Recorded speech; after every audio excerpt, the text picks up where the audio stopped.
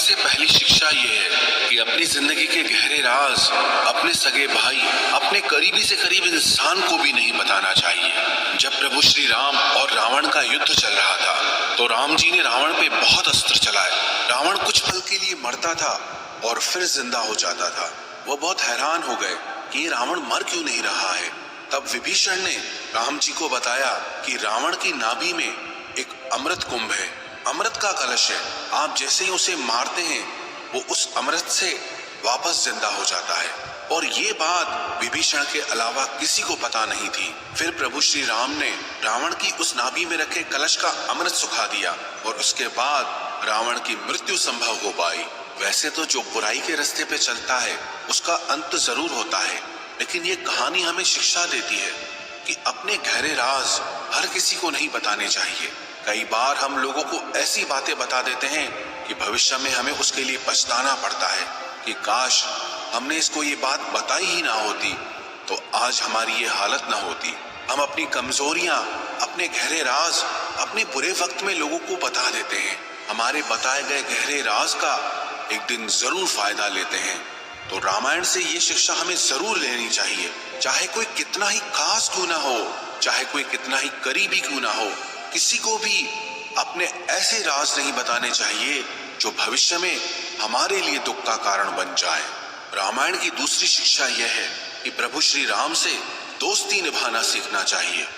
रामायण के दो पात्र हैं, दो सगे भाई, सुग्रीव और बाली। बाली बहुत बलशाली था।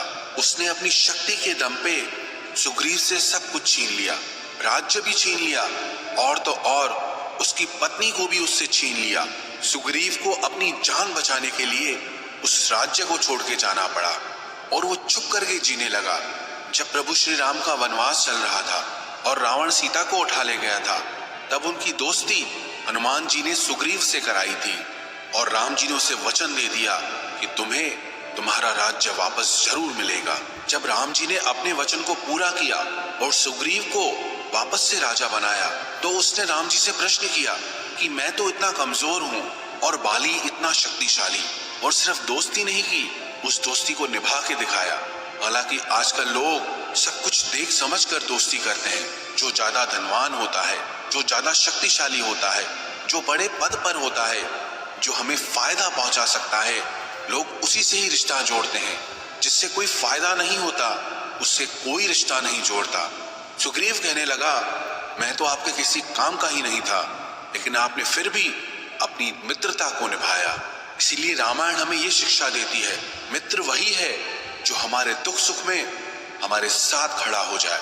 रामचरितमानस की एक चौपाई भी है, जेन मित्र दुख होहि दुखारी, तिनहि बिलोकत पातक भारी।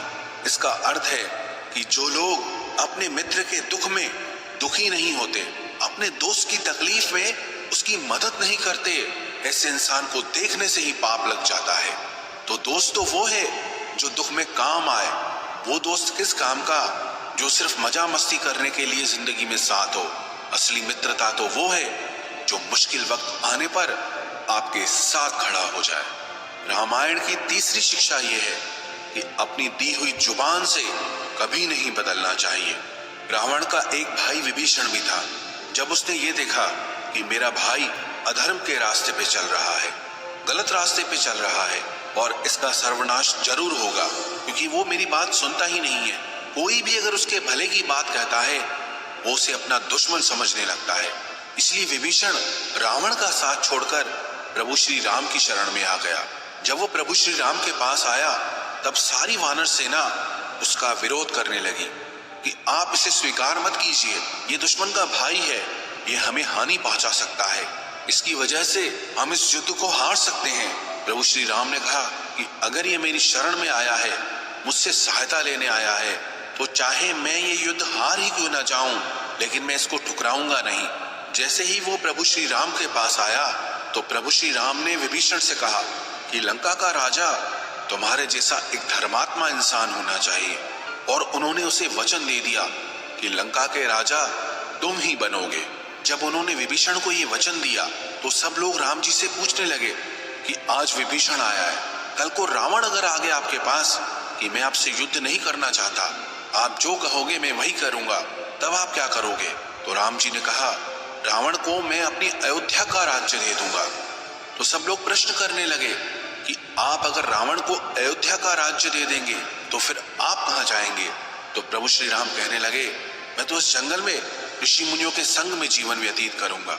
प्रभु श्री राम ने कहा कि चाहे मुझे अपने प्राणों का ही त्याग क्यों न करना पड़े, लेकिन जो मैंने वचन एक बार दे दिया मैं उससे पीछे कभी नहीं हटूंगा। आजकल लोग हर थोड़ी देर में अपनी बात से बदल जाते हैं, अपनी जुबान से बदल जाते हैं।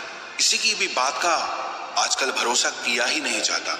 चाहे कोई कितनी ही कस्में क्यों न खा ले, कितने ही वादे क्यों न कर ले, सब झूठ लगता है और सब झूठ होता भी है। क्योंकि बातें करना, वादे करना, कस्में खाना बहुत आसान होता है, लेकिन उसे निभाना बहुत मुश्किल होता है। जो हर किसी के बस की बात नहीं होती है और जो इंसान अपनी बातों का ही पक्का नहीं ना, वो जिंदगी में कभी भी महान इंसान नहीं बन सकता। रामायण की चौथी शिक्षा यह है कि कभी भी अपनी शक्ति, अपने पद और पैसे का अभिमान नहीं करना चाहिए। रावण के पास इतनी शक्ति थी कि उसने अपनी मौत को, काल को अपने पैरों के अंगूठे के नीचे दबा रखा था। जिन 9 ग्रहों की लोग पूजा करते रहते हैं, डरते रहते हैं, वो उसकी दरबार में हाथ बांधे खड़े रहते थे। सारे देवताओं को उसने जीत रखा था। ऐसा कोई नहीं था जिससे उसे डर लगता हो। और उसी शक्ति के अभिमान में एक दिन उसका सर्वनाश हो गया, सब कुछ खत्म हो गया। ये कहानी रावण की नहीं, हर उस इंसान की है जो अपने पैसे का घमंड करता है, अपने रूप रंग का घमंड करता है, अपनी ताकत या पद का घमंड करता है। जब वक्त बदलता है ना, तो ऐसे लोगों को कोई पूछता भी नहीं है, क्योंकि अपने अहंकार में वो न जाने कितने लोगों का दिल तोड़ देते हैं, न जाने कितने रिश्ते खराब कर देते हैं। और जब उन्हें जरूरत पड़ती है तो कोई उनके साथ नहीं होता। तो चाहे जीवन में आप कितने भी बड़े इंसान क्यों ना बन जाएं, या आप में कितनी भी खूबियां क्यों ना हो, लेकिन उसका अभिमान अपने दिमाग पर मत चढ़ने देना। रामायण की 5वीं शिक्षा यह है कि जो कोई भी पर स्त्री में या पर पुरुष में वासना का भाव रखता है, उसका सर्वनाश जरूर होता है। रावण की पत्नी मंदोदरी बहुत सुंदर थी, लेकिन उसके बाद भी वो प्रभु श्री राम की पत्नी सीता के आकर्षण में फंस गया। वो खुद भी विवाहित है और जिस स्त्री के लिए उसके मन में वासना का भाव है वो भी विवाहित है। तो ऐसे व्यक्ति का नाश जरूर होता है। आजकल तो लोग कहते हैं कि शादी के बाद भी पुरुषों के कई स्त्रियों से संबंध होते हैं, स्त्रियों के कई पुरुषों से संबंध होते हैं। ये कलयुग है। लोग कहते हैं आजकल सब कुछ चलता है, मनुष्य एकदम जानवर बनता जा रहा है। ना कोई मर्यादा है, ना कोई लिमिट है, ना ही कुछ सही गलत की समझ है इंसान को। बस जो मन को अच्छा लगे वो ही करना है। जो लोग अपने जीवन साथी को छोड़कर इधर उधर भटकते रहते हैं, एक दिन उनका खुद का परिवार भी बर्बाद हो जाता है, सब कुछ खत्म हो जाता है। एक अच्छे इंसान की यही तो पहचान है कि वो सिर्फ अपने परिवार की खुशी के लिए जीता है, उसका परिवार ही उसका सब कुछ होता है। तो रामायण से ये शिक्षा जरूर सीखनी चाहिए कि किसी दूसरे पुरुष या स्त्री में कभी वासना का भाव नहीं आना चाहिए। वासना का भाव आने से जीवन में सिर्फ दुख ही मिलता है। रामायण से छठी शिक्षा हमें ये लेनी चाहिए कि भाई कैसा होना चाहिए।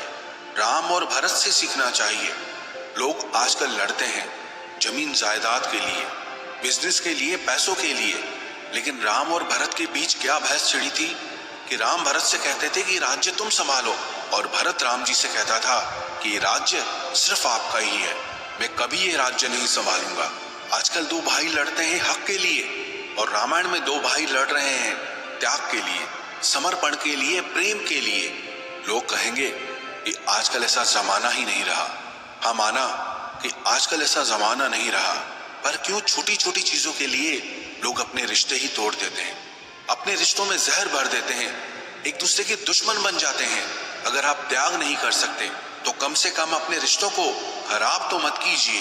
रामायण से 7वीं शिक्षा हमें ये सीखनी चाहिए कि एक राजा को देश कैसे चलाना चाहिए। अपनी प्रजा के सुख के लिए प्रभु श्री राम ने अपने हर सुख का त्याग कर दिया। राम जी के पिता महाराज दशरथ ने, उन्होंने अपने पुत्र का ही त्याग कर दिया। पूरा जीवन वो इसीलिए जीते रहे कि प्रजा को सुख मिले। जिस राजा के राज्य में लोग दुखी और परेशान रहते हो, उस राजा को कभी सफल राजा नहीं माना जा सकता, कभी सफल शासक नहीं माना जा सकता। लोगों के लिए जहां रहने को घर नहीं, खाने को भोजन नहीं, कमाने को व्यापार नहीं, लोग तड़प रहे हैं, परेशान हो रहे हैं और कोई उनकी सुनने वाला नहीं, तो ऐसे राजा को कभी भी एक सफल राजा नहीं माना जा सकता। इसलिए रामायण से जरूर सीखना चाहिए कि असली राजा वही है जो अपनी प्रजा को खुश रखता है। रामायण की 8वीं शिक्षा हमें ये सिखाती है कि माँ बाप की इज्जत करना प्रभु श्री राम से सीखना चाहिए। उनके राज्य अभिषेक की घोषणा हो चुकी थी कि अयोध्या के राजा कल प्रभु श्री राम बनेंगे, लेकिन रातों रात सब कुछ बदल गया। कैकेयी ने वरदान मांगा महाराज दशरथ से कि राम को वनवास मिले और मेरा पुत्र भरत अयोध्या का राजा बने। उन्होंने जरा सी भी शिकायत नहीं की कि आप तो मुझे राजा बनाने वाले थे और वनवासी बना रहे हो। बिना पिता के मुंह से कहे उस वचन को कैकेयी के मुंह से सुन के उसकी आज्ञा पालन करने के लिए तैयार हो गए। वनवासी की तरह 14 साल वन में बिताए, लेकिन अपने पिता को झुकने नहीं दिया। आजकल तो माँ बाप सिर पीटते हैं कि बच्चे सुनते ही नहीं हैं, जो काम बोलो हर बात उल्टी करते हैं। बच्चों की सोच ही अलग है और हमारी सोच ही अलग है। और तो और आजकल तो लोग अपने माँ बाप के साथ रहना भी नहीं चाहते। किसी समय में लोग तरसते थे कि हम अपने माँ बाप के बिना नहीं रह पाएंगे, और आजकल लोग कहते हैं कि हम अपने माँ बाप के साथ नहीं रह सकते। इस कलयुग में ना लोगों का दिल बहुत छोटा हो गया है। घर तो बहुत बड़े हो गए हैं, लेकिन दिल इतना छोटा हो गया है कि उसमें अपने स्वार्थ के अलावा किसी के लिए कोई जगह नहीं बचती, फिर चाहे वो सगे माँ बाप ही क्यों ना हो। इसलिए रामायण से ये शिक्षा जरूर लेनी चाहिए कि दुनिया में किसी की इज्जत करो चाहे ना करो, लेकिन अपने माँ बाप की इज्जत जरूर करनी चाहिए। रामायण की 9वीं शिक्षा हमें ये सिखाती है कि छोटे लोगों से कभी कोई सलाह लेनी नहीं चाहिए। कैकेयी की दासी थी मंथरा, जो कैकेयी अपने पुत्र भरत से भी ज्यादा प्रभु श्री राम से प्रेम करती थी, लेकिन मंथरा ने उनकी ऐसी बुद्धि फेर दी कि रातों रात राम को वनवास भेज दिया। जो छोटे लोग होते हैं ना, उनकी बुद्धि छोटी ही होती है।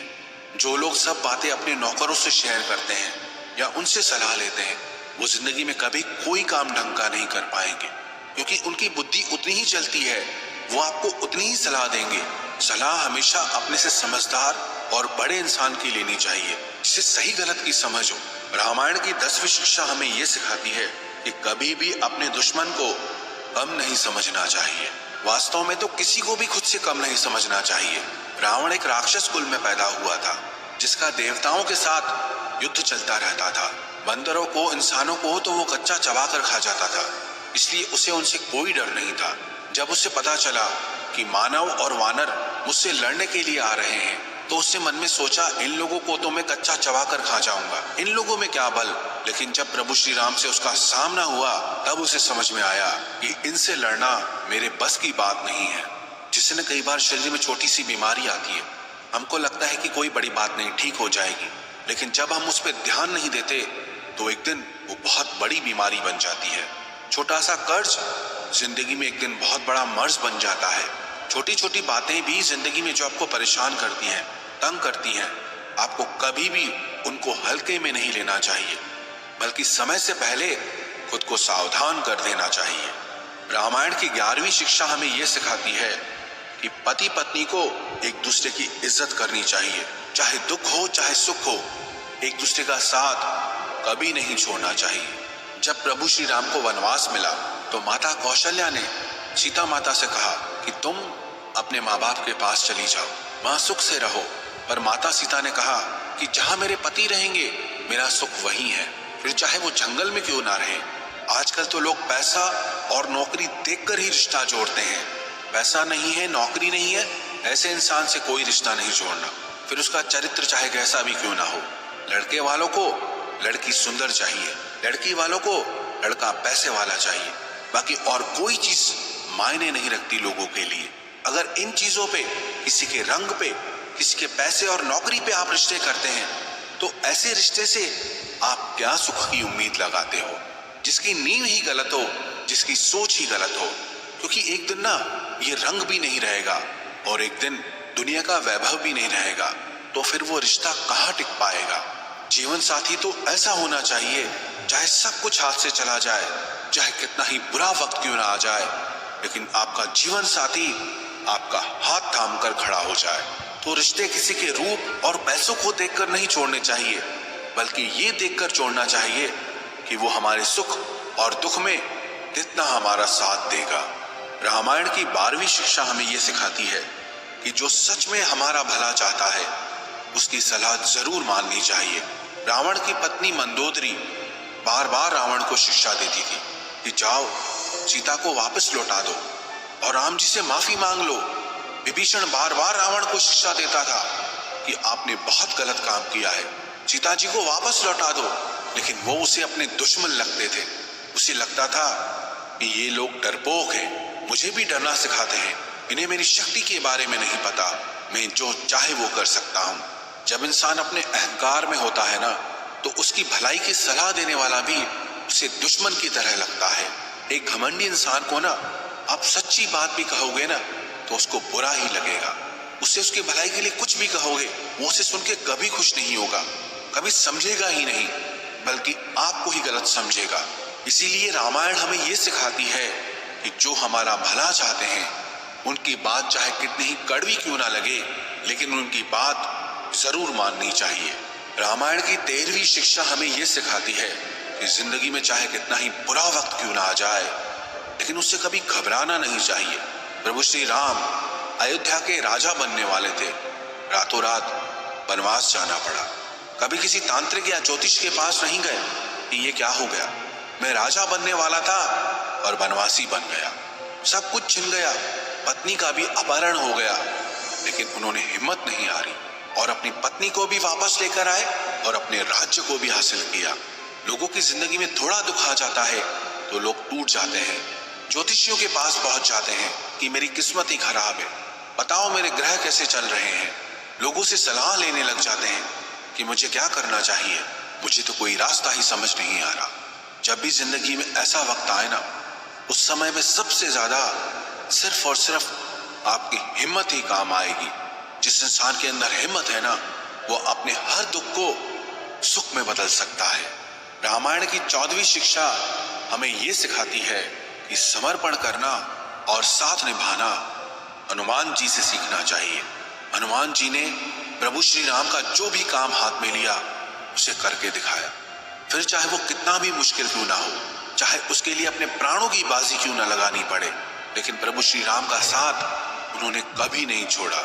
वो अकेले ही रावण की लंका में घुस गए, सारे राक्षसों से भिड़ गए, लेकिन प्रभु श्री राम का साथ उन्होंने कभी नहीं छोड़ा।